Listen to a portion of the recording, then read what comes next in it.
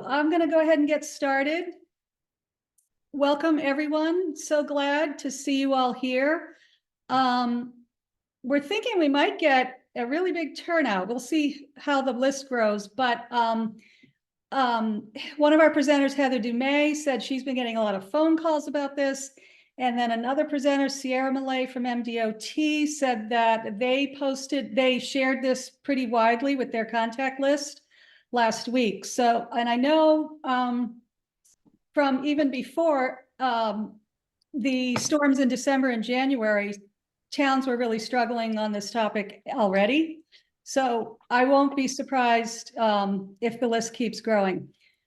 Okay, I want to just first let you know we're recording this and we will post it to our YouTube channel.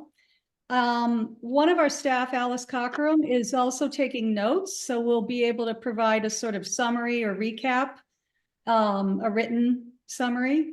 And those will both, the link for the video and the notes will get posted to our website, and we'll also be sharing that through our newsletter. I am going to also post right now in the chat before I forget a link to another resource that was created last year by one of our partner groups, Mid-Coast Council of Governments, put together a couple of videos, I think in collaboration with Maine DOT, specifically focused on the municipal stream crossing grant program. So that's additional video and discussion that you can check out if you'd like to later. And I want to give a shout out to Hancock County Soil and Water Conservation District. The idea for this workshop began about a year ago in a conversation between myself and Mark Whiting after a Stream Smart workshop in Orland that was co-hosted by Waldo County Soil and Water and Hancock County. And from the conversations at that workshop, we realized these things go hand in hand. Stream Smart's a great methodology, but if towns are really worried about funding and how expensive things can be, we need to really help them find money. So, so that's how this came about. And I want to thank Mark Whiting and Jeff Norman for helping me organize this, providing some resources and information. Even before December and January, I was saying small towns were already overwhelmed by storm impacts on culvert and stream crossing infrastructure. So you can imagine, I can imagine right now how everybody's feeling.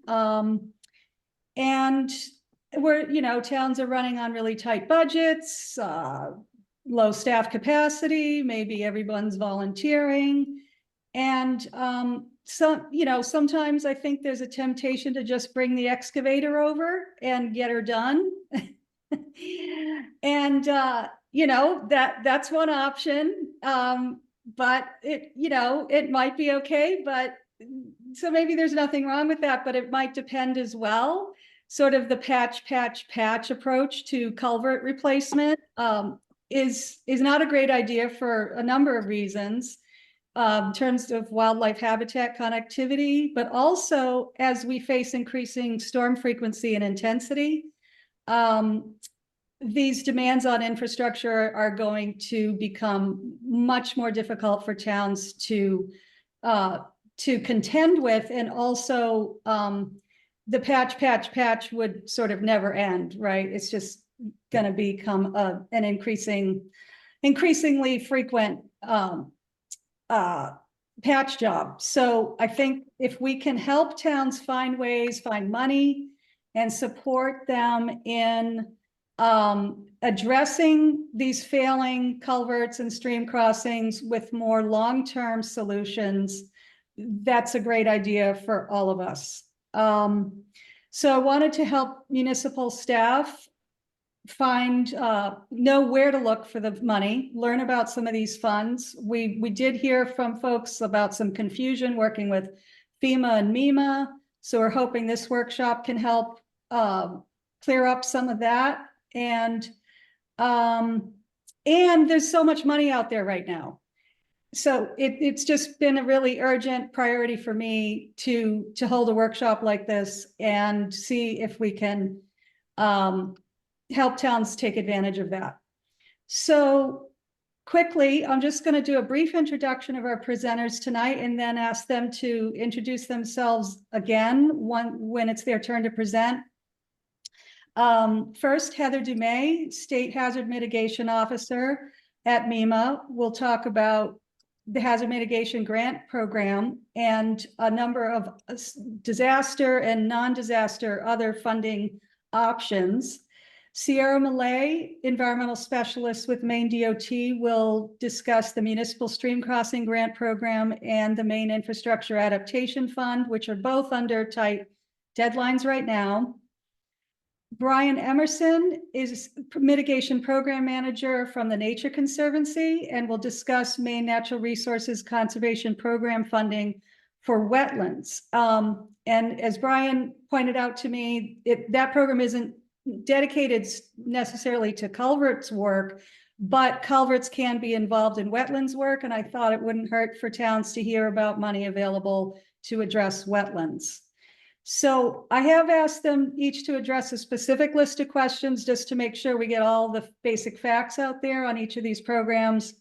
And I'm also going to ask them to each present first, and we'll hold all questions until the end. In the meantime, feel free to put your questions in the chat. And then when they're done presenting, we can also we can do the hand raising thing, and I'll explain how that works just as a reminder when we get to that point. Okay, I think I've covered all the kind of housekeeping and introductory things I need to, and I'm going to turn it over to Heather Dumais to get us started. Hello, everybody. Thank you so much for the invitation. I greatly appreciate it. I'm going to share my screen. I was asked to do an overview. Do you hear me okay, Medea? Yes, can hear you just fine. Okay. Let's see if this, we didn't rehearse this part. So let's see.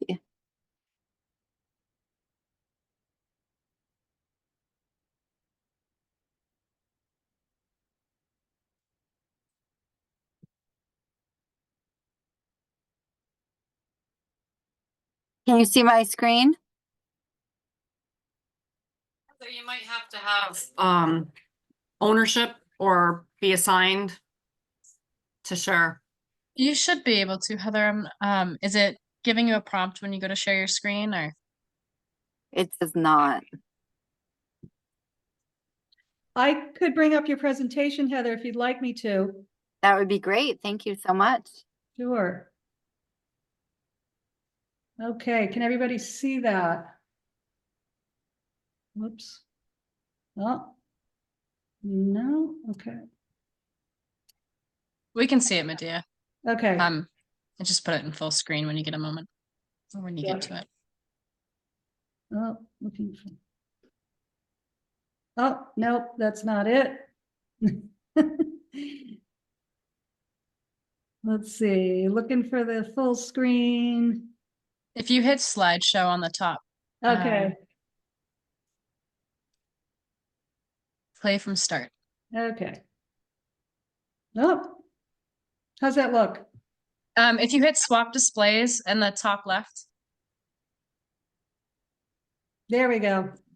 I can work with this. Thank you, Avery. Anytime. Well, again, thank you so much for the invitation. My name is Heather Dumais. I am your State Hazard Mitigation Officer for Maine Emergency Management Agency. The reason I'm here today is because one of my major responsibilities is to manage the FEMA Hazard Mitigation Assistant Grants. My contact is on this screen. You have my phone number as well as my email. Next. Many of the towns right now are dealing, and for transparency, I want to state that there is a FEMA public assistance group that you may be working with. I am not that. The public assistance is through Naomi Petley, the public assistance officer for MEMA, and she handles the public assistance. Public assistance, as you know, brings you up to what the disaster was at the time of event. What hazard mitigation is, what I focus on, is that we mitigate for longevity. We mitigate for future natural hazards because we have a history of natural hazard damages. So when you think of me, think of the FEMA hazard mitigation program that does just that. Next.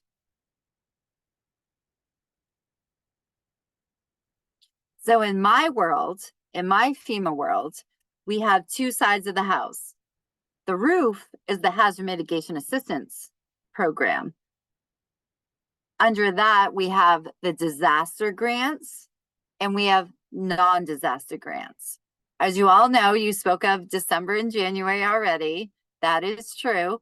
However, we've had multiple disasters since then. The disaster grants, they're called the Hazard Mitigation Grant Program. And underneath, they're all listed. I actually have 6 open. The very first one closed yesterday and I submitted to FEMA. So you have all the other ones listed right now. I have a lot of money, so please reach out to me. And then on the other side, we have non-disaster grants. Non-disaster grants happen annually. They're not detached, they're not attached to a disaster. Non-disaster grants are the Flood Mitigation Grant Program, the BRIC program, the Legislative Pre-Disaster Mitigation, but you may know that as CDS funding under the Department of Homeland Security. And then once it gets to me, it's called LPDM. And then we also have this amazing other opportunity called the Swift Current Grants. Disaster grants only occur when the president declares a disaster for the state of Maine, and that goes into the public assistance pot of money, but I get 15% of that big pot of money. Once it becomes a disaster grant, then anyone in the state can apply. You do not have to be in a declared disaster county. The only thing you need to have is a hazard mitigation plan. And most of those counties, Hancock for sure, your county emergency management agency, Andrew Sankey, writes that plan, and you all have participated in that. The non-disaster grants occur. Typically, the notice of funding opportunity comes out in September. The application is October to December. Next.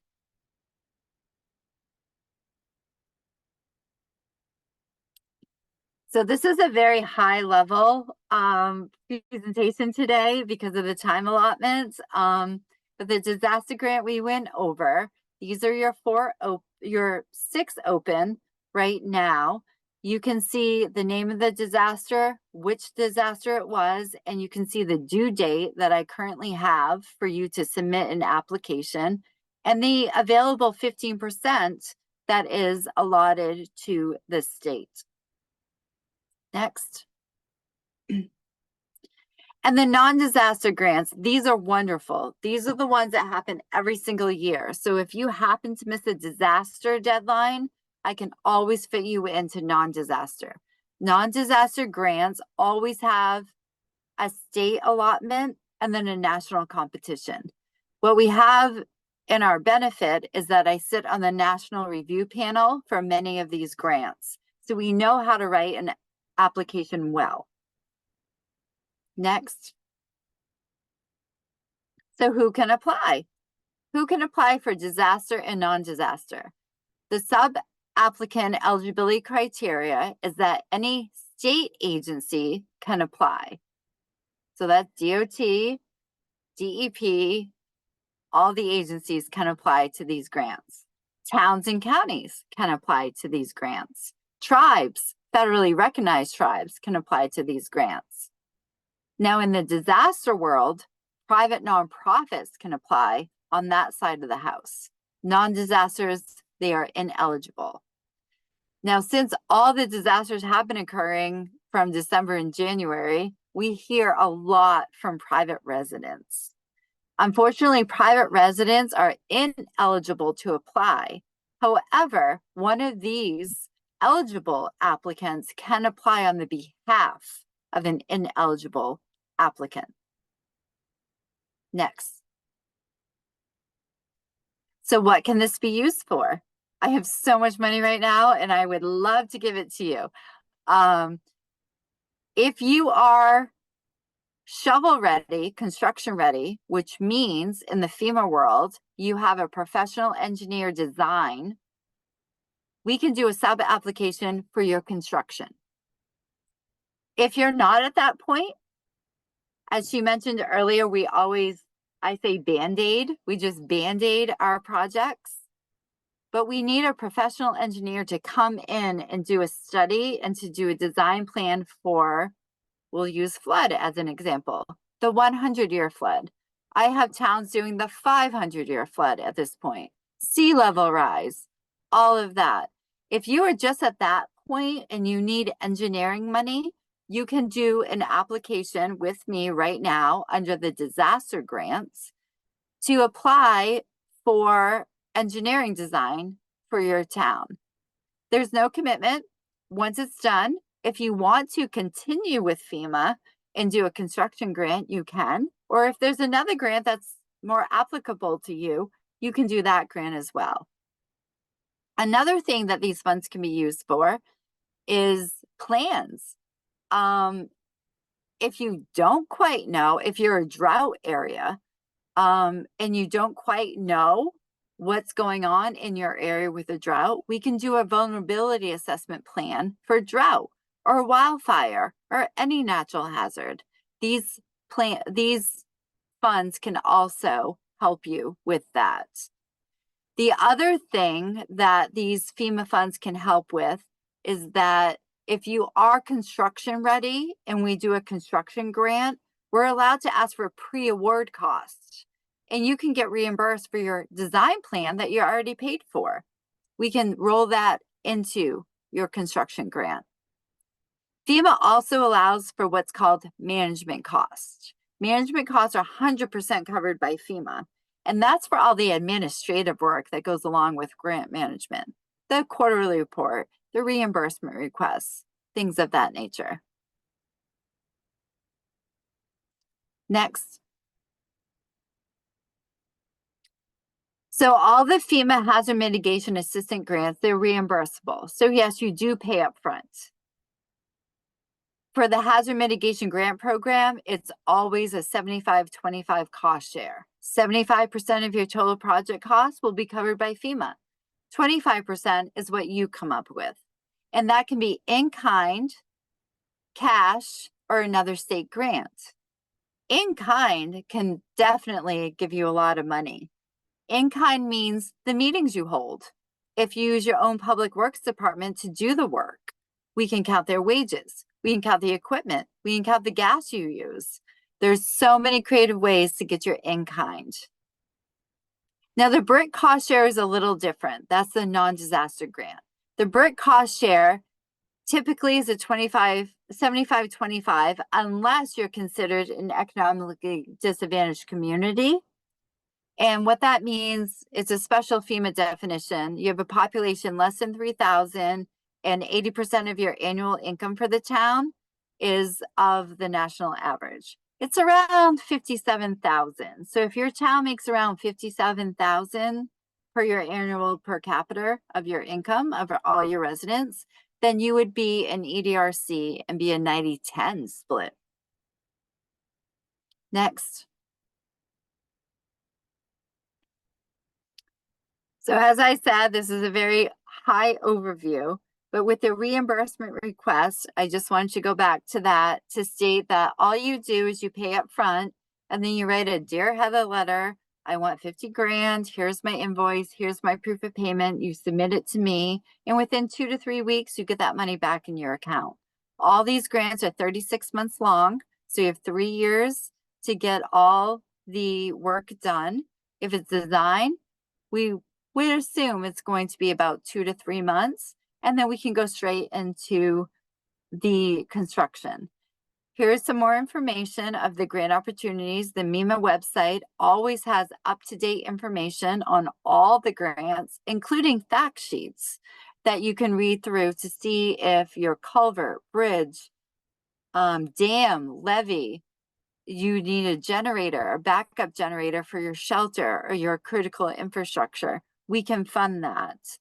I have a lot of calls for shoreline stabilization, seawall repairments. We can fund that because they're all tied to natural disasters. Next, please. Now, different from the public assistance that you may be going through right now, if you're in public assistance, you see FEMA all the time.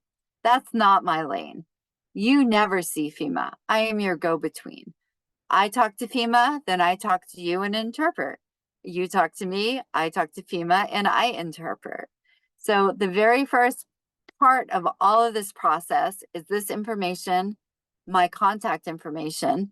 You reach out to me at any time with your current thoughts or your 3 to 5 year plan thoughts, and I'll do an eligibility check with you virtually. It's very quick, maybe takes 20 minutes, 30 minutes to see if you're eligible for FEMA hazard mitigation assistance money. And then I send you the application and then we go forth through there. You're never alone. When you work with me with hazard mitigation, I walk you through the process. You ask me questions, simple ones, big ones, it does not matter. We're here to help you for sure.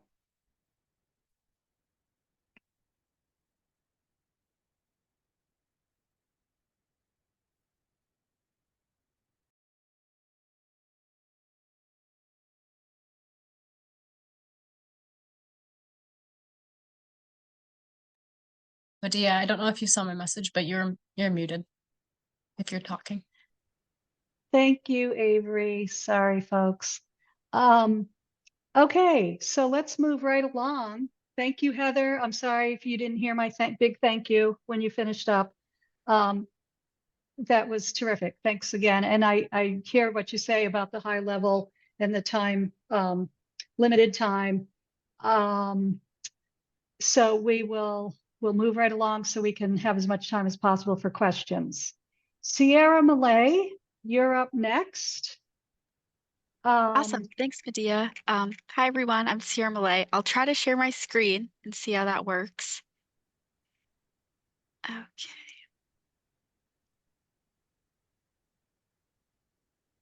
Can folks see my screen? Yeah, we can. Okay, Yes. awesome. I'll put it in presenter mode in just a second. Slideshow from beginning. Okay. And can you just see my presentation or do you also see the notes? We see the notes, It's not in, not the notes, but the slides. Just the on those. presentation? Okay. it's just not in presenter mode yet. Okay, I have too many screens right now. I have 3 screens, so it's on one of them. Let me move one over. Just give me 1 second. Okay. Oh, I see your mouse on the one that we're seeing. There you go. From beginning. Display settings. How's that? It's still on the same. It might be helpful. Oh, there we go. Okay, just a little glitch. Okay, awesome. So as I said, my name is Sierra Malay. I'm with the Maine Department of Transportation. My title is Environmental Specialist 3. I currently manage 2 of our grant programs, the Municipal Stream Crossing Program and the Maine Infrastructure Adaptation Fund, which I'll be talking about in my next presentation. I'll try to keep it brief. I got excited, was ready to share a lot of information. So I'm first going to talk about the Municipal Stream Crossing Program. These are the before and after photos from some culverts. So just a little background to get us started off. So the Maine Department of Environmental Protection had administered the Municipal Stream Crossing Program for a few years, but in 2023, the Maine Department of Transportation acquired the program from DEP. In February of 2024, we had awarded 20 culvert projects in 18 communities for a total of $4 million. On the right-hand side of the screen is the towns that we awarded it. Each town received $200,000. In that round, we had received 75 applications, asking for more than $13 million. So as you can see, there's a lot of need out there in communities. So in February, shortly after we had awarded that first round of municipal stream crossing, Governor Mills had introduced a bill to invest $50 million to help communities rebuild infrastructure and enhance climate resiliency due to the two major storms we had gotten over the past few months. So $25 million was towards the Maine Infrastructure Adaptation Fund, and Maine DOT decided to split the funding between the Maine Infrastructure Adaptation Fund and the Municipal Stream Crossing Program based on town needs. So an overview of the program. So the intent of the program is for funding for the upgrade of municipal culverts at stream crossings with the goal of creating infrastructure that is resilient to future climate conditions and that provides community, economic, and environmental benefit. I do want to note here that when it was administered by DEP, its focus was mostly on natural resources, fisheries. Due to the funding on this round, it has changed a bit, so it's mostly focused on climate resilient infrastructure. That's why you'll see, and I'll talk about a little later on, the Maine Infrastructure Adaptation Fund application and the Municipal Stream Crossing are the same application. So I just wanted to provide a brief timeline. The application deadline is July 1st, which is coming up pretty soon. Already feels like mid-June. The beginning of July is when the applications will be scored by the scoring team.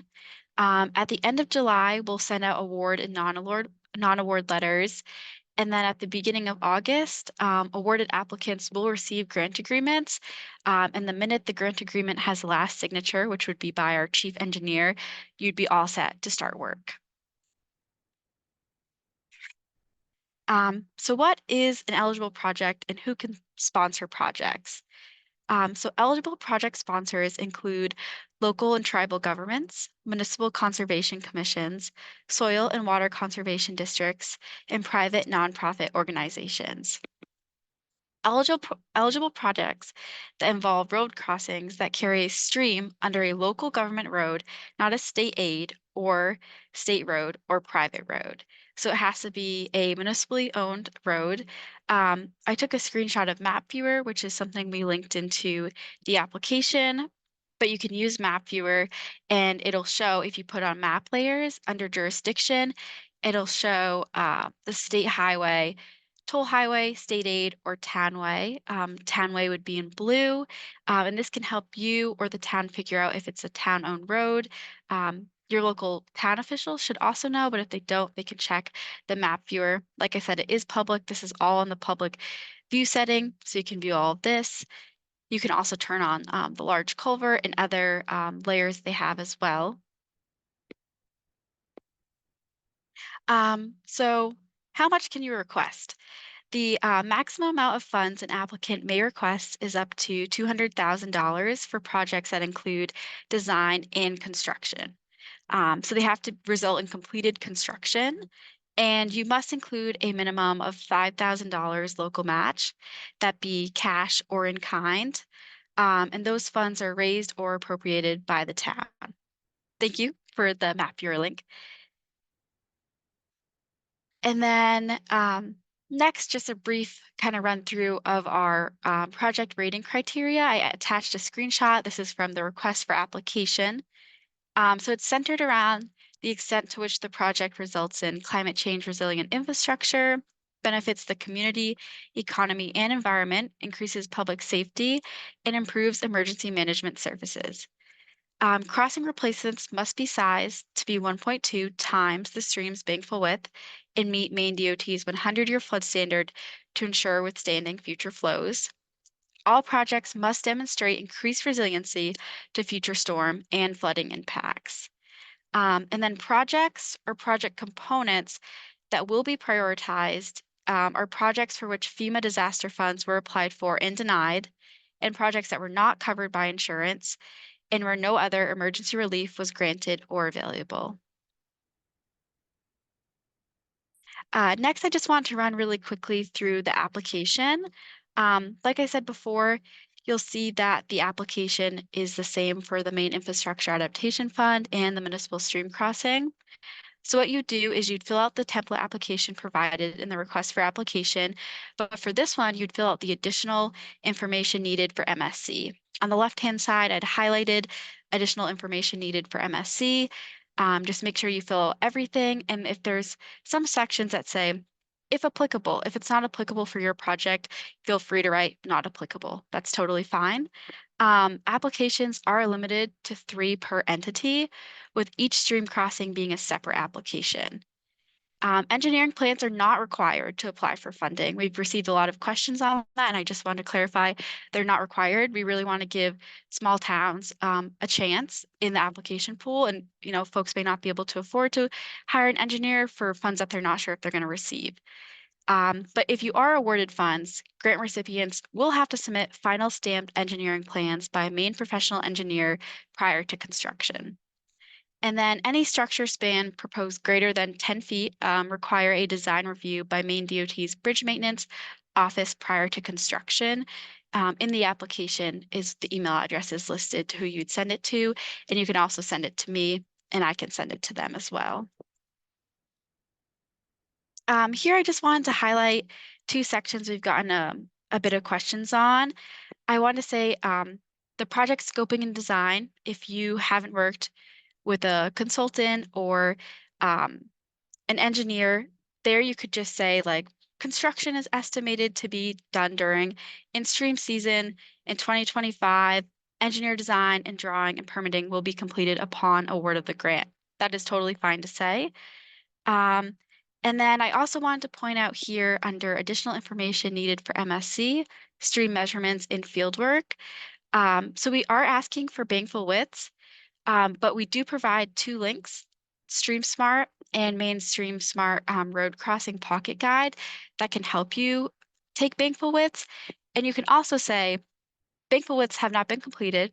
They'll be completed on this day, and we'll use the bankful width measurements times that by 1.2 to get our proposed structure. That's also completely fine to say.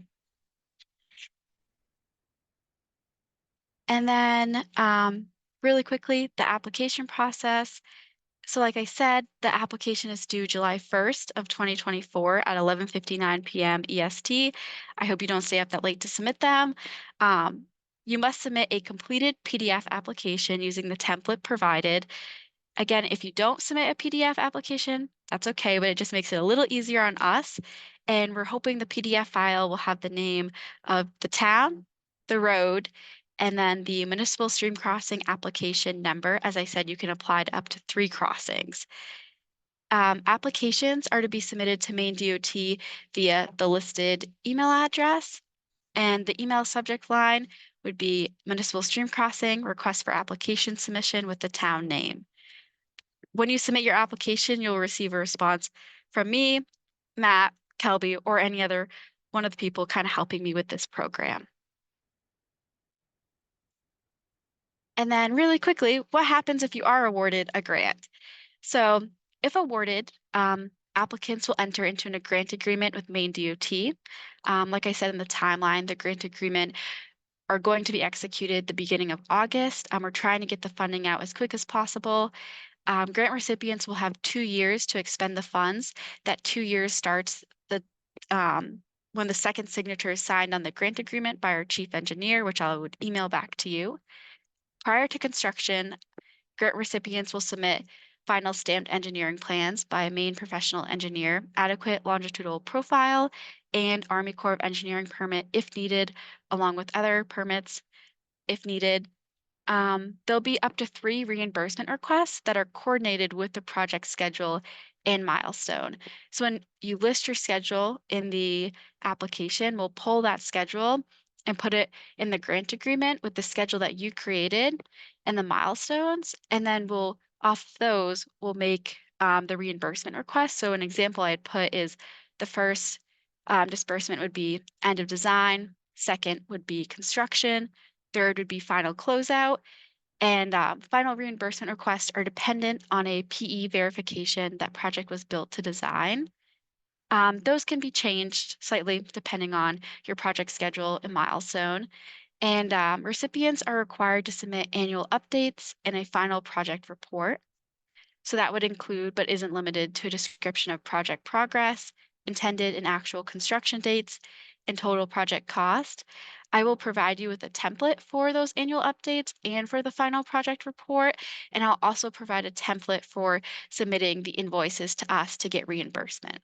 And I do just, again, want to highlight this is a reimbursement. Everything's done through reimbursement. You would have to front the cost first, and then we'd reimburse you. And then here is my contact information, my work phone number, the Municipal Stream Crossing email address, a link to the grant page. Feel free to reach out to me anytime. I'm happy to answer any questions. I'm also happy to answer questions after this presentation. So what I'll do is I'll stop sharing this one, and then I'm going to switch over to my other presentation. So you guys have to hear from me for a little longer. Okay, so I'll pull up. Hopefully this works as well.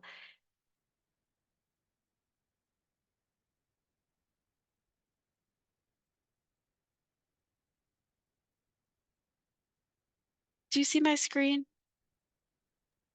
No. Not yet. Not yet. Okay.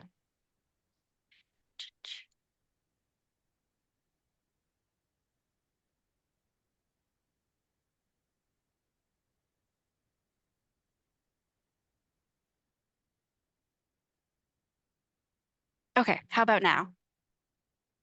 Yeah. Sweet. There we go. Looks Thanks so much. Okay, there we go. So I'm going to present again on the Maine Infrastructure Adaptation Fund. This was just going to be a brief run through. So just a little bit of background.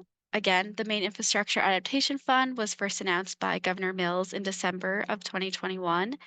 In 2022, Maine DOT awarded nearly $20 million in funds to 12 communities. In 2024, we had awarded $1.4 million in funds to 19 communities. Those communities and the award amounts are on the right. And then we received over 29 applications for more than $2 million in proposed projects. The same background, Governor Mills had introduced a bill to invest $50 million to help rebuild infrastructure and enhance climate resiliency because of the two storms. The $25 million went towards the Maine Infrastructure Adaptation Fund. DOT decided to split those funds between Maine Infrastructure Adaptation and the Municipal Stream Crossing Program. So the intent of the program is, oops, sorry. The intent of the program is funding to municipal, tribal, and infrastructure districts to adapt their critical infrastructure to reduce vulnerability to climate change. So historically, the following projects fully align with the program goals: scoping projects to adapt stormwater infrastructure to handle the increase in extreme precipitation events, construction of stormwater improvements, scoping and construction of water and wastewater treatment plant upgrades to meet resilience of the system, and transportation resilience projects. Same exact timeline as before. So what is an eligible project? And what is an eligible project sponsor? Eligible project sponsors are local and tribal governments, municipal conservation commissions, soil and water conservation districts, and private nonprofit organizations. Eligible projects include scoping and design and/or construction of specific public infrastructures, including stormwater systems, water system upgrades, and other interventions that support public infrastructure repair to reducing or eliminating climate impacts. So how much money can you request with this one? So the Maine Infrastructure Adaptation Fund provides grants to support scoping and design and/or implementation and construction. So you may request up to $75,000 to support scoping and design, or up to $4 million to support match for construction or for direct construction costs. You must include a minimum of a 5% local match, cash or in kind, of total project cost. Just want to say the rating criteria is the exact same for this application, so I won't dive into it. And then the application is the same as I had said before, but I do want to note that stream crossings can apply for the Maine Infrastructure Adaptation Fund. However, it will be a challenge to get funding because we'll be looking at massive projects. But you can apply, and if you do apply, you can also fill out the municipal stream crossing questions, and then you'll be considered for the municipal stream crossing program as well. So you can fill out the MIAF questions and then the additional information needed for MSC. This one is the same. Applicants are limited to 3 per entity, with each infrastructure project being a separate application. Application process is essentially the exact same. You submit it July 1st by 11:59. Please try to do a PDF. If not, it's not a huge deal. You submit it to the listed email address with the email subject line being Maine Infrastructure Adaptation Fund, request for application submission with the town name, and you will receive an email response from us saying that we received your application. So if you're awarded the funds, it's the exact same process as before. You enter into a grant agreement with us, 2 years to expend the fund. There'd be 3 reimbursement requests that are coordinated with the project schedule that you list in your application. And then you'd be required to submit annual updates and a final project report, as well as invoices to get those reimbursements, which I would provide you templates for all of those. And then again, my contact information, note the difference in the email address, but if you email the municipal stream crossing questions, it's also not a huge deal. I'll see it, my phone number, and then feel free if you have any questions to ask after this presentation or to reach out to me. Thank you. Thank you so much, Sierra.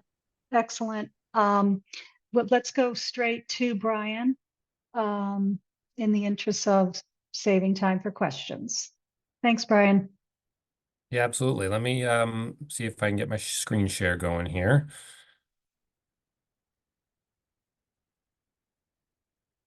How is that? Are you seeing my screen? Yes, looks good.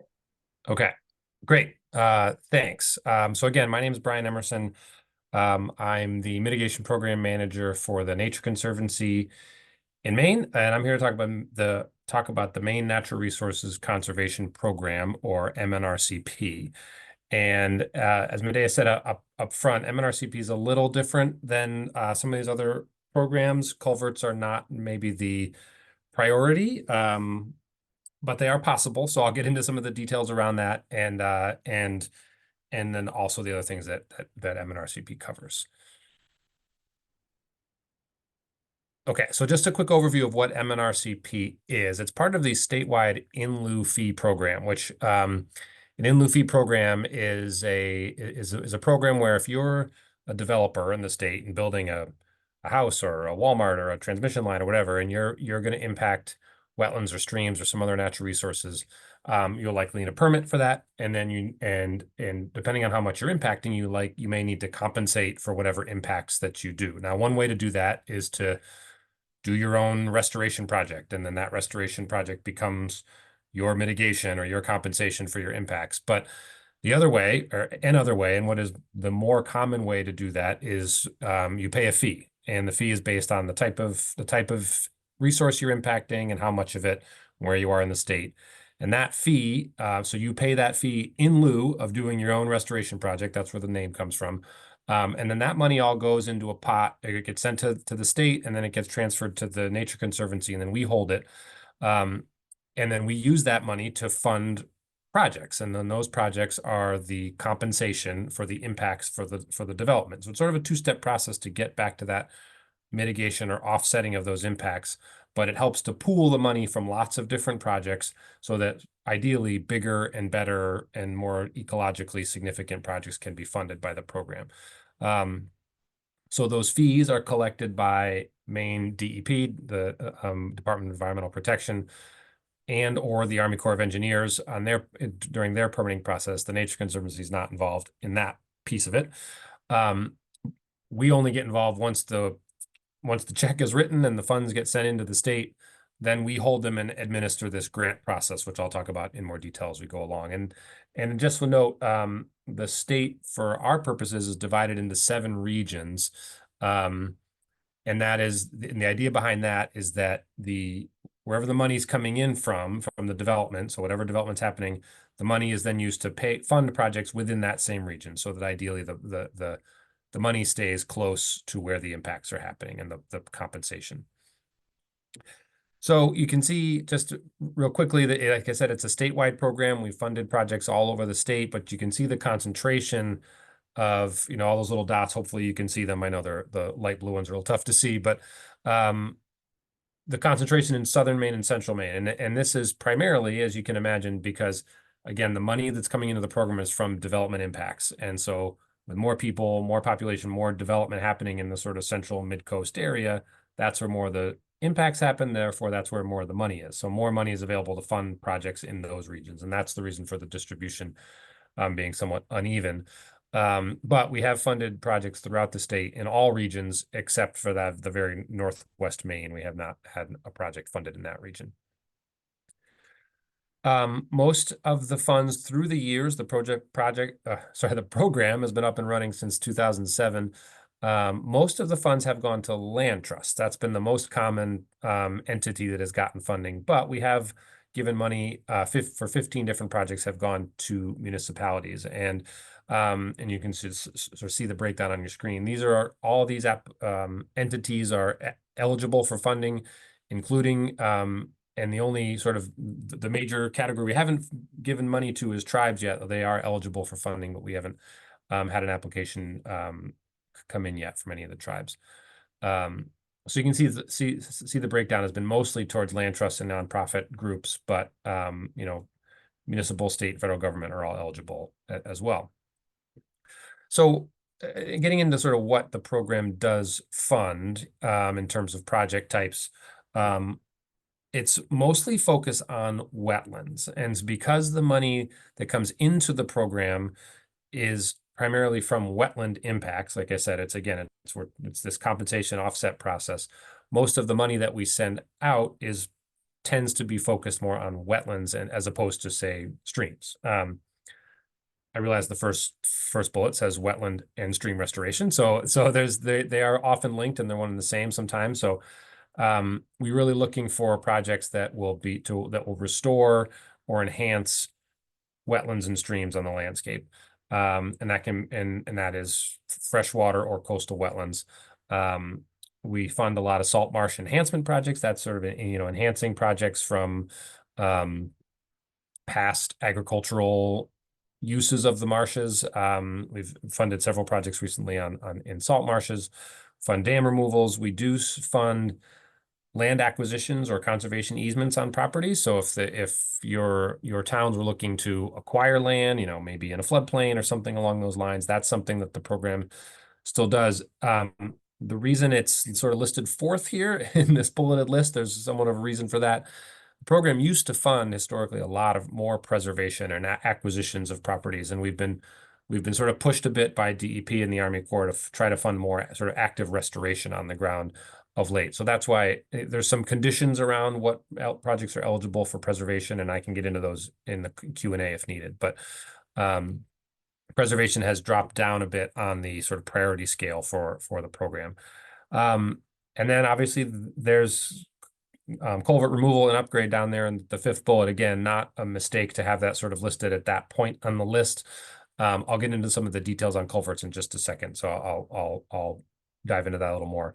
But just want to note also that any project that sort of does a combination of these things could be eligible for funding as well. I have a project that's going to, if you want to protect a big acreage of land, but in the middle there's an old agricultural field that's no longer productive and you want to restore it back to natural wetland or something, that could be a project that fits multiple goals and could be a real good option for MNRCP.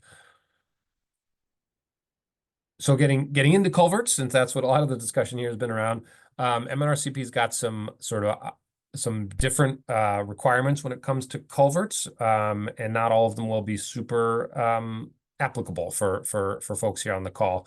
Number one there is that because of our focus on sort of offsetting impacts, the goal is to sort of minimize man-made infrastructure. So MNRCP really wants culvert removal as sort of the first priority. Can you take a culvert out and, associated road and everything? I realize that that's not going to be very common for folks maybe listening on this call. Not many people are talking about removing culverts in this situation. Mostly those things happen on maybe, old logging roads or, old forestry roads or roads that are no longer used. So that might not be too practical here. But if you were talking about replacing or upgrading culverts, then, MNRCP sort of has a priority list there as well. And we've funded all these types of projects. So, the preference is, of course, to replace something with a full span bridge. And again, not always practical, especially on high traffic roads. I know the costs are super high for those types of things. So that's not always realistic. And then it sort of drops down from there to that arch, an arch culvert, open bottom culvert, following stream smart guidelines.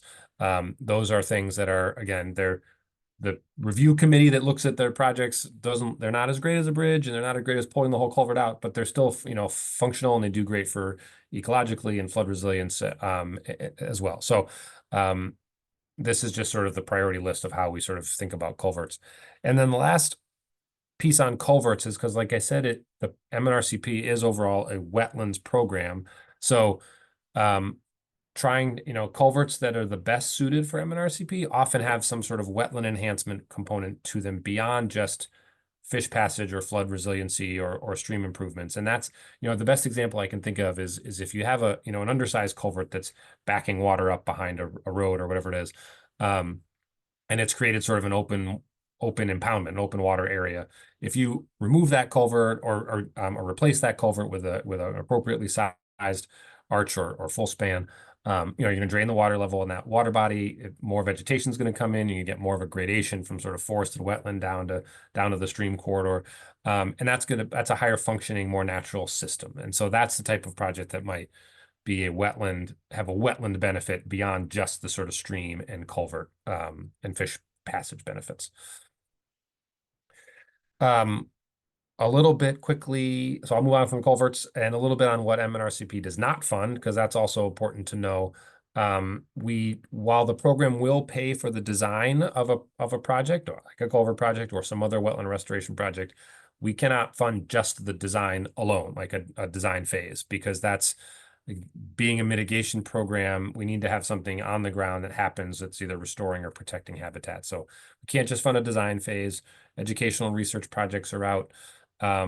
Projects that are just invasive species removal, if you have a wetland that's got a bunch of Phragmites in it and you want to remove the Phragmites, unfortunately, the agencies have kind of said that doesn't cut it when it comes to the requirements of our program. I've argued about this personally because I think it can really improve the functions values of a wetland, but I haven't gotten very far with that. So that's one that we don't allow. And then I have gotten multiple inquiries from municipalities actually about restoring and repairing old dams, and they have very, very valid arguments about how the upstream impoundments are high quality wetlands and maybe they're waterfowl habitat and such.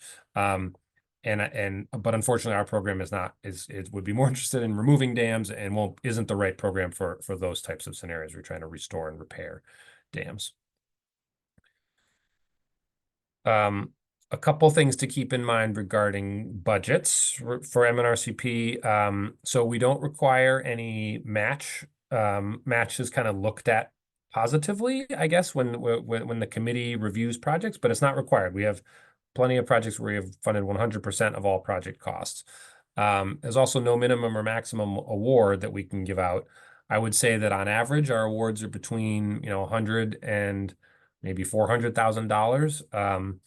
But we have given out $25,000 awards, and just last year we gave a $1.6 million award, which was to a municipality. So there is and that was for a sort of managed retreat climate resilience program to actually pull a road out of a salt marsh. So that was a big expensive project, but that's sort of the highest award we've ever given. But that sort of level of award is possible for the right project. But again, no minimum maximum. The funds can cover, the whole, like I said, soup to nuts of a project, from baseline surveys to project management, the design. If you need to hire consultants or contractors to help you with the project management or with the monitoring, all those things can be covered by the program, as well as long-term management costs and stewardship fees. You know, if you were to acquire a piece of property, for example, we could give money towards an endowment that would help to manage that property long term. This year, we have about $3 million available this year. That's split amongst the 7 different regions. That's a relatively low amount for us this year, but the number could go up before the end of the year, and it does tend to fluctuate year to year. So a couple more details, and I want to move this along to leave time for questions, but just a couple quick things. If you do have money for, or you'd submit a proposal for a restoration project, which would, a culvert upgrade or something would be what we would call a restoration project. You are required to submit a work plan to MNRCP, which gets reviewed by DEP and the Army Corps. And then you are required to do long-term monitoring, usually for 5 years. Again, the costs of that can all be covered by the program. Or if you want to hire a consultant to do that long-term monitoring or something, that's all fine. But it is a thing that needs to be done. And so it's another thing that is a requirement of the program. We do generally require long-term protection on all of our projects, and that can be municipal ownership with we put what we call a notice of project agreement on a piece of property. So if you were, again, in this instance, maybe you wanted to acquire a piece of land that's in a floodplain to sort of protect that and provide some climate resilience, flood resilience, we would require you to protect that and record something in the Registry of Deeds that says this is not going to be developed in the future or used for some other purpose. And that does have a star there because that long-term protection can be a little different when it comes to dam removals and culverts. Those sort of real estate mechanisms aren't always applicable there. So I just wanted to note that too. Again, recreational use is allowed, but not required. And then things like timber harvest and agriculture, those types of things are generally not allowed on MNRCP properties. And I can provide more details if anyone has questions on that. And then a little bit on the timeline and the application process. We run a roughly the same schedule every year. The first deadline that we have is coming right up just in a couple of weeks. So we do require a submission of a letter of intent first. So it's an online form that you fill out on our website, which is mnrcp.org. It's a relatively light lift. It's not a ton of information that you have to submit, and that's intentional so that it's sort of a screening. We don't want people to invest a whole ton of time in something that's just not eligible for the program at all. So we try to make that relatively easy to go through that online form. It's kind of an older format and we're working to upgrade it, but it is what it is right now. But that's the due date. June 26th is coming right up for that first letter of intent deadline. And then the next deadline we have a meeting, we go through the proposals and invite those to submit full proposals, and those full proposals are due in September, like I said. And these dates change year to year, but it's roughly the same timeline. And that full proposal is usually it's like a 5-page narrative or so. We provide a template for it. You have to answer a bunch of questions, and that's, you submit a PDF for that one. That's it takes a little more time, but so that's why we do the screening to make sure that projects are you're heading down the right road before they ask for the full proposals. Awards are usually made by the end of the year, and then we can sort of disperse funds on a variety of different schedules. It usually happens over the next 1 to 2 years after the final awards are made. And I'm happy to answer any questions about that. Here's my contact info. You can feel free to email me or call me. There's a lot more information on that website, mnrcp.org. That will provide information on the application process. Like I said, applications are open. That online application is open right now and due by June 26th. But happy to answer questions now or in the future when you come up with them. Thank you. I'll stop sharing here. Thank you so much, Brian. That was excellent. And I want to say again, thank you, Heather, Sierra, and Brian. You guys did a great job of hitting my list of questions that I emailed you last week. So thank you for that. And just heads up to everybody here, this is an 1.5-hour presentation because there were 3 presenters and a lot of material, but I understand it's a weeknight. So I put my email in the chat. If anybody should need to leave before 8 o'clock, you can always reach out to me if you need help finding the materials that we're going to provide from this. including, I hope, the PowerPoint presentations from each of the presenters. So, okay. How are we doing, team, on the questions in the chat? I think I saw a good one there about fish passage. We've got a couple on the chat. We can start there. Okay, go Um, ahead, Greg. Steve is asking, and Brian kind of just touched on this a tad in his presentation. If fish passage culverts are in different programs other than the ones that are presented, or if they are also included in the programs this talked about this evening.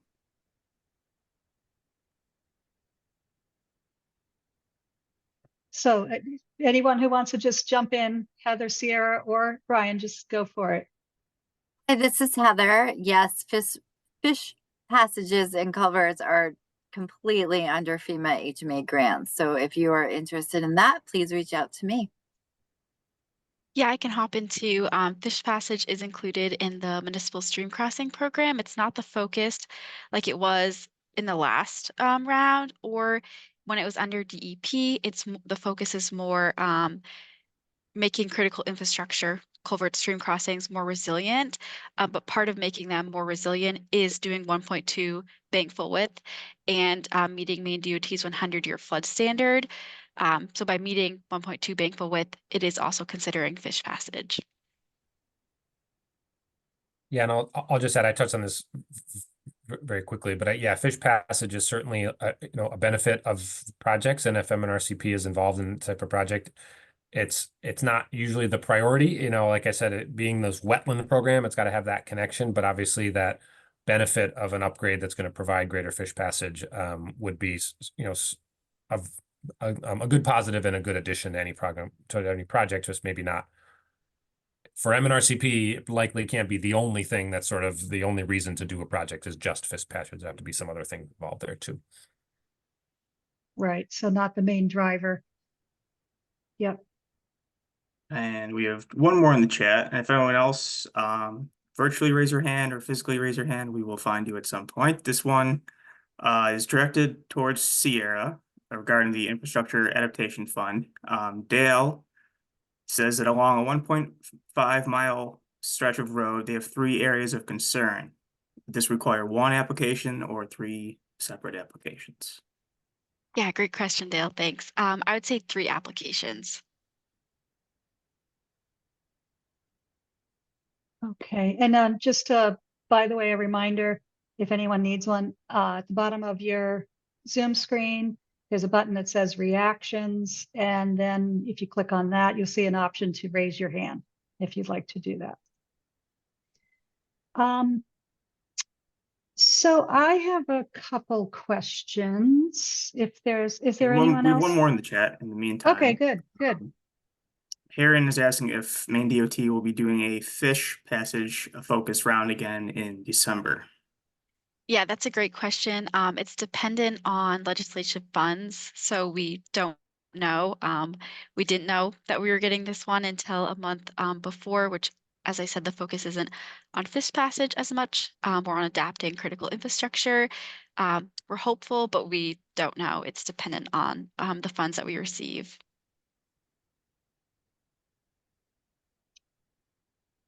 Okay, and then Jeff sent a message, direct message to me. I think maybe he meant for the whole group. When Maine DOT engineers are sent a municipal stream crossing project design for review, is non-response considered approval? Great question. Our bridge engineers are extremely busy, so it does take them a little bit to get back. Please send it to me. I'll drop my email address and I can go pester them. I've had to do that before. That's totally fine. I also take sometimes a little bit to respond. It's extremely busy, but please email me and I'll go up and talk to them. So maybe don't assume it's been approved. Okay. Anything else, Greg, or anyone that I'm missing? Any hands It's looking like raised? that's it for now. Okay. So I have a question for Heather. For these funds, whether it's disaster or non-disaster, in what cases can towns use the funds to replace with like bigger, better, bigger capacity? Or are they, in what cases are they restricted to replacing only in kind? I think that's something that has come up. There's been some confusion for municipal personnel I've spoken to in the past, where they must replace a culvert exactly in kind. Yeah, that is When- the FEMA Public Assistance Program. The FEMA Public Assistance Program builds it back to what it was before the event, which I believe is your definition of in kind. For my program that I work in, the FEMA Hazard Mitigation Assistance, we build back better. We mitigate for the future because we have a history of the damage. Okay, great. So I'm not into building it as it was, because we all know it's going to happen again. So yeah, we're going to get engineering work to build it back better. Okay, great. That's helpful. So yeah, if people want to go with something different, they should be talking to you. Okay. Let's see. Heather, you might have said, forgive me if I missed it, the actual application process, is there a special platform folks go to, or how does that application process work? Yes, no matter what the application, disaster or non-disaster, you have to go through, you have to pass go, and I'm go. So please reach out to me and I'll do an eligibility check, because one, I value your time and I want to make sure everything is legit to give you the next direction. If you reach out to me and you get an eligibility yes, then you pass go, and then I'll send you the disaster application. Or if it's a non-disaster application for BRIC and FMA, flood mitigation assistance, it's the FEMA Go portal. And I'm with you the whole step of the way. For the LPDM congressionally delegated spending, that's the e-grants portal. And I'm with you every step of the way. And for the SWIFT grants, that is also the e-grant portal. Okay. So we're not at that point. First, you have to pass go. Right. So, okay. And I think that probably is good advice in the case of any grant, is to talk to the grant manager first. To just make sure you're on the right track for that particular grant program, and then get assistance from there. And I will say, Medea, Mhm. there are so many grants available right now in the state of Maine, and many of us have language and criteria that overlap one another. So it's very hard for the towns and their capacity with low staff to figure it out. So yes, I always suggest reaching out to the grant manager, the contact information, so we can just streamline it for you. Mhm. And I've never met Brian or Sierra before, but other grant managers we're in conversation with, and so we can help guide you, because we are all empathetic to your time, and we're all empathetic to trying to help you through the process. So reach out to me. I'll contact Sierra or Brian, or vice versa. We are just here to help you. Right. To make sure people get pointed in the right grant direction. Okay. And let's see. Thanks for putting the map viewer link in there, Avery. So Medea, do you mind if I just chime in real quick? I just had one more question, if that's Oh, go okay. If for you could it. just, yeah. That's it. For all of you, this is for each of you. Can you speak to any common wrinkles or glitches that applicants have run into in any aspect of trying to get funds from your respective grant programs? Are there common missteps or confusion areas that you're aware of? This is Heather.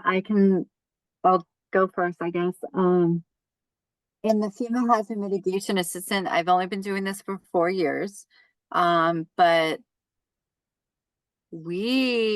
I'm knocking on wood, but we have a 99% rate of success. So there aren't glitches. It comes down to capacity, and that's why my team works with you to help you through the finish line. We're there for you every step of the way.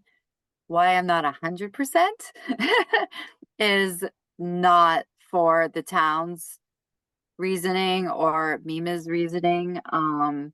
It was a protocol. So I would be 100%, but no, we're good over here in the FEMA HMA world. If you call me and you're eligible, you're pretty good. I can't guarantee it, but yeah, you're good.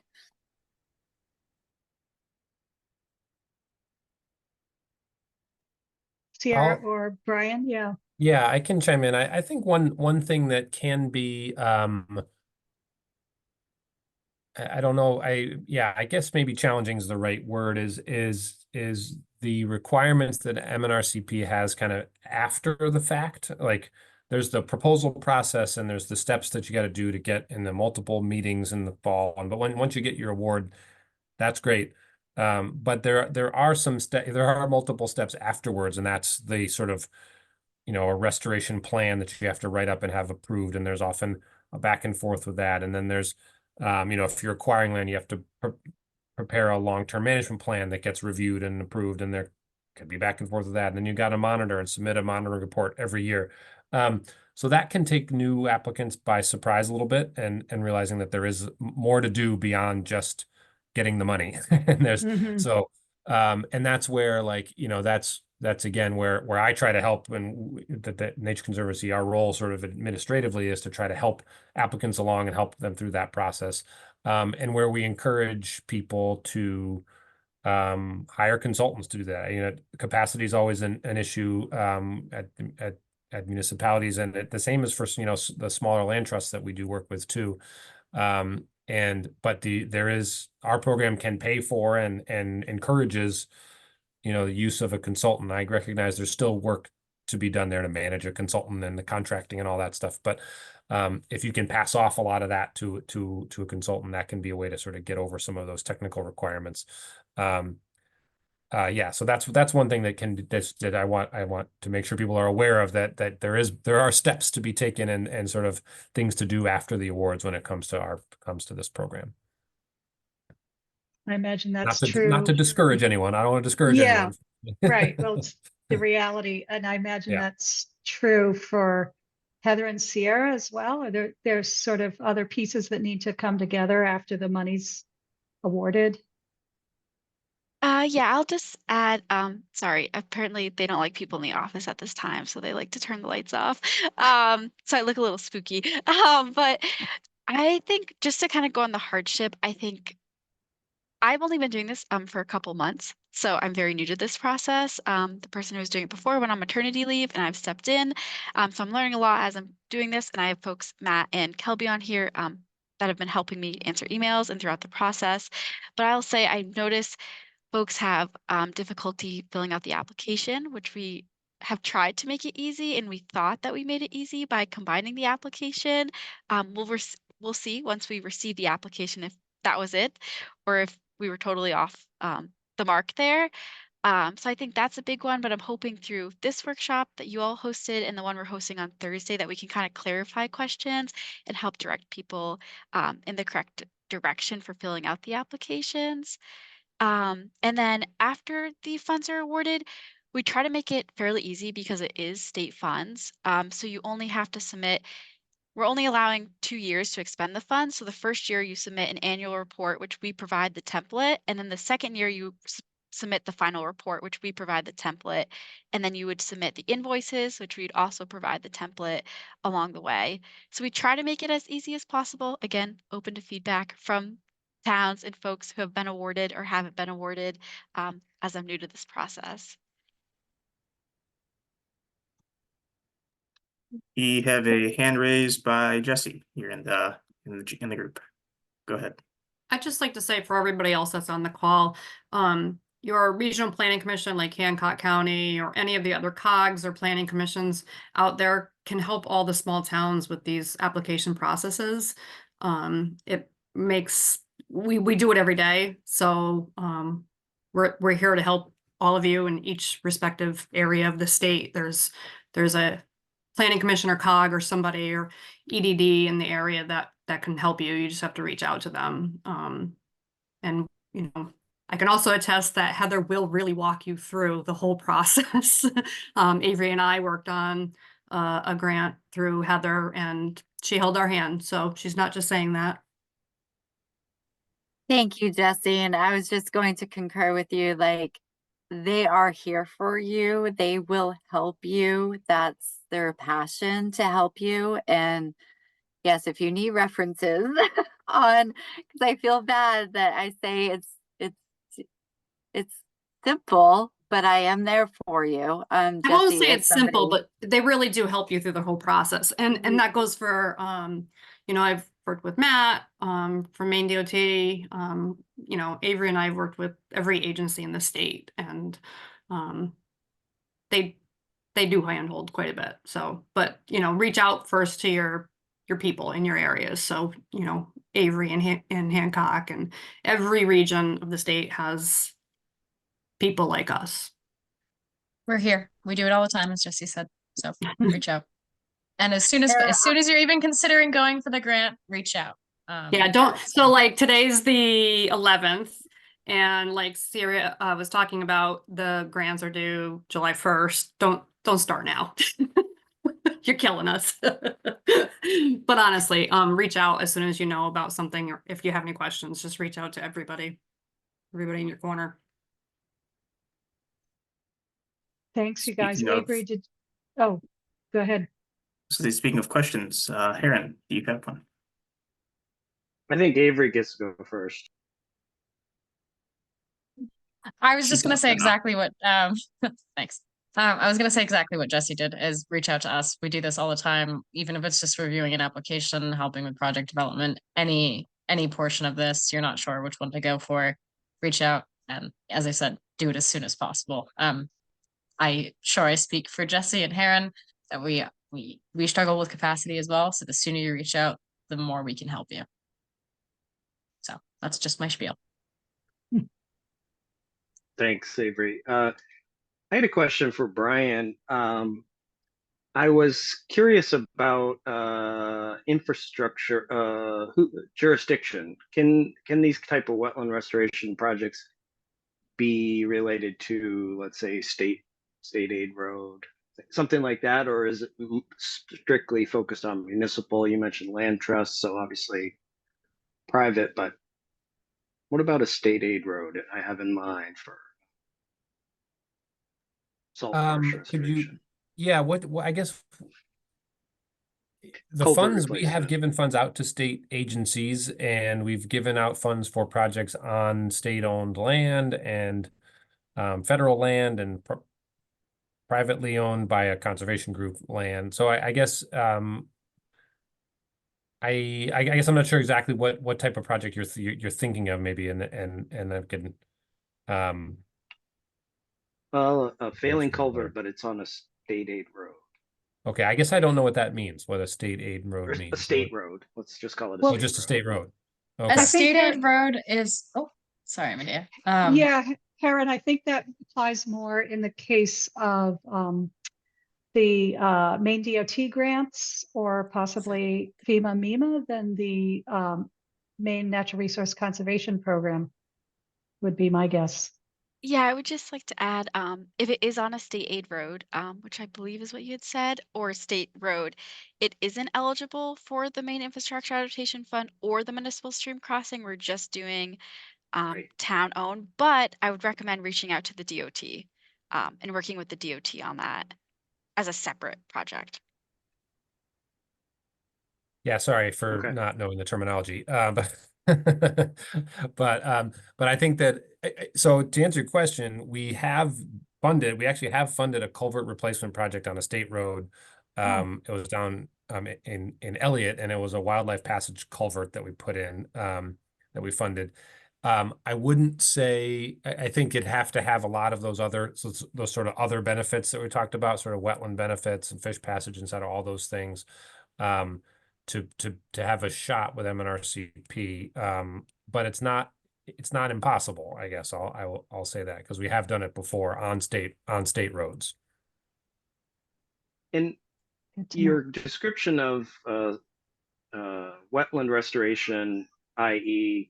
opening up a crossing so that you get more of a natural stream flow,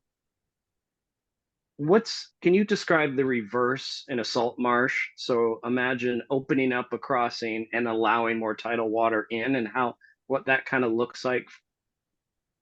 Yeah. Though that would be an excellent type of a project that this program would love to fund, I think. And we have funded several projects like that in the past. And I was talking to someone today about a potential other one, where, yeah, there's either no culvert, or there's a very small culvert or something. And if you can open that up and put in sort of a culvert that meets coastwise standards is what we'd at least be looking for, or again, a bridge if you can.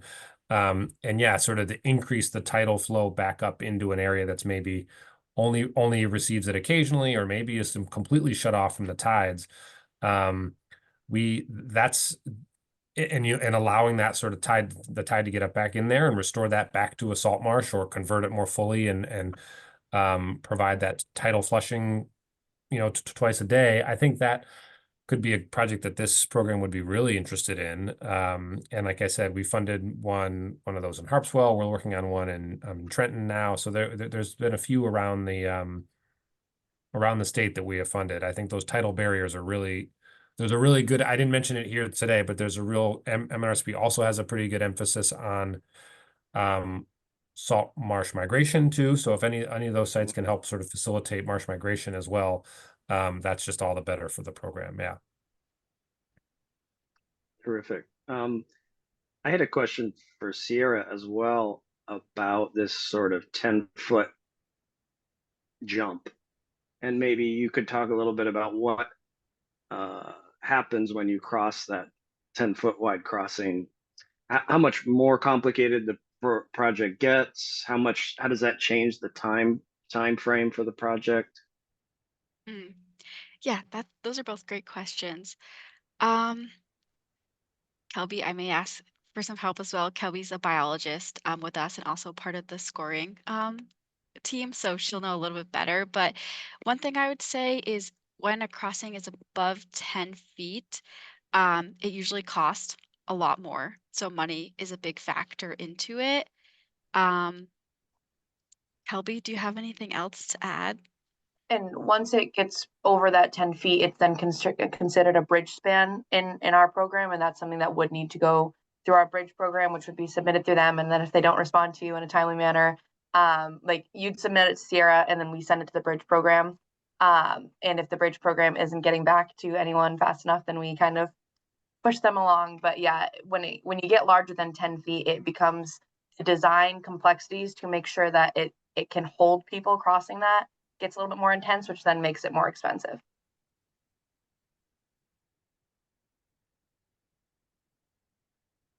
Heather, you had your hand raised before. Did you want to add anything? Well, I was not your favorite, so I did not want to pipe in, but both your projects you just mentioned, Heron, FEMA HMA can cover both of those. We just need a letter of permission from DOT, and I have history on that, but we can talk offline if you're interested in going down this road. That's terrific. Thank you. So, Greg, do we have anything else? If not, I have one more question. Yeah, go ahead. Okay, I wanted to just invite anyone on the call who is a municipal official, representative, select board, anybody working for a town on the call. Would you like to ask anything, share anything, or if you've had experience applying for one of these grant programs, do you want to say anything about how that went for you? Tips, advice, encouragement?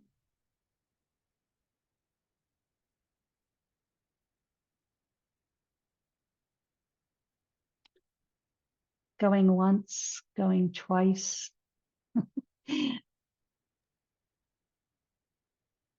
Medea, I'll say something. I'm Mary Allen, and I am on the select board in Surrey, and we're just initiating at multiple levels mitigation projects because we sustained quite a bit of damage. One large area on our shoreline and another culvert that has a wetlands attached to it. So we're in the process now of finalizing some proposals to be submitted soon. We submitted two grant proposals to Senator King and Senator Collins for congressionally directed spending. We haven't heard back, except that they both said they were moving it to the Senate Appropriations Committee. I'm not sure, I've never done this before, but Senate Appropriations Committee, there are probably hundreds of thousands of people who want money. But anyway, that's what we've been doing since we sustained so much damage in January and March. But we've spoken with Heather many times, and we're pursuing some avenues with her. Great. So far, so good. Good. Glad to hear it.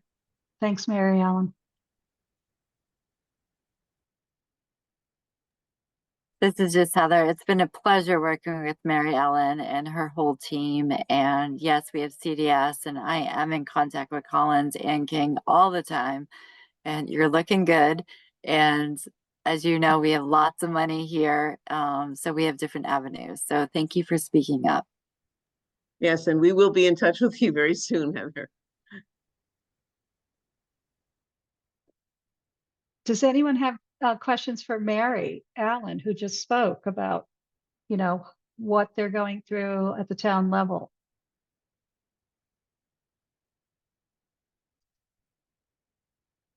I'll just say another thing Mm-hmm. to everybody who's considering pursuing funding.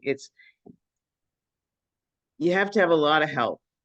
For the Collins and King proposals, we didn't have to, but we were told it would be very helpful to get letters of support from citizens, from ordinary folks. And those, it turns out, we were told that those were very powerful, that the real life situations where somebody can't get through the roadway because it's blocked because of rocks in the roadway from the seawall. People with heart conditions couldn't get to a doctor, and the road was closed a number of times. So those letters were really important. So if you are considering submitting a proposal, you might ask the person you're speaking with if letters would be a good thing to do, because in our case, we were told they were very helpful. But that took a lot of time. I was leaving a letter to be signed by a guy who runs a lobster shack, and he wasn't there, so I left it under a rock on his porch, and he signed it, and then I went back to get it. So there were lots of things like that happened that were, time consuming. So it feels like you're juggling a lot of balls in the air at once, but we did have a lot of things going on too. So I wouldn't let that dissuade anyone from reaching out and trying to see what funding might be available for you. Thanks, Mary. And Medea, just to go on with what Mary Ellen said, I know we're short of time and I did a high level, but for FEMA HMA, those stories that she just shared, they are the heart of mitigation for FEMA HMA. FEMA HMA programs and grants take in consideration emergency services, mental health, nature-based solutions, all of that good stuff. So we do like that. You can be a black and white application, but if you also want to, I always tell the people I talk to, when somebody else reads your application, I want them to smell the sea when they read the application. I want them to hear, the river flowing, because that's how we're going to show where Maine is, how unique Maine is, and to get the money here. And that's just my program. But these are the ways I guide you if we weren't so high level tonight. But please reach out. Thank you, Mary Ellen, too, for sharing. Thank you, Heather.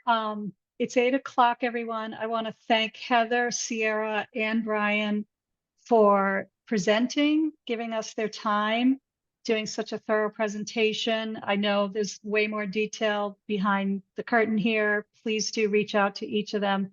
I also want to thank them each for being so encouraging, and, you know, understanding of, like, you know, taking into account all the different circumstances that that may be out there, and that their grant programs, you know, how things may fit or not. So thanks, everybody. Have a wonderful rest of your Tuesday night. Thanks for joining us. And we will be providing those materials. You can reach out to me by email if you have any questions about that. But there'll be the video will go on our YouTube channel. Presenters, if you could provide me with your PowerPoint presentation, that would be wonderful. I have Heather's. Thank you, Heather. And we will make that available on our website as well as through our newsletter. Okay. Take care, everyone. Thank you. Good night.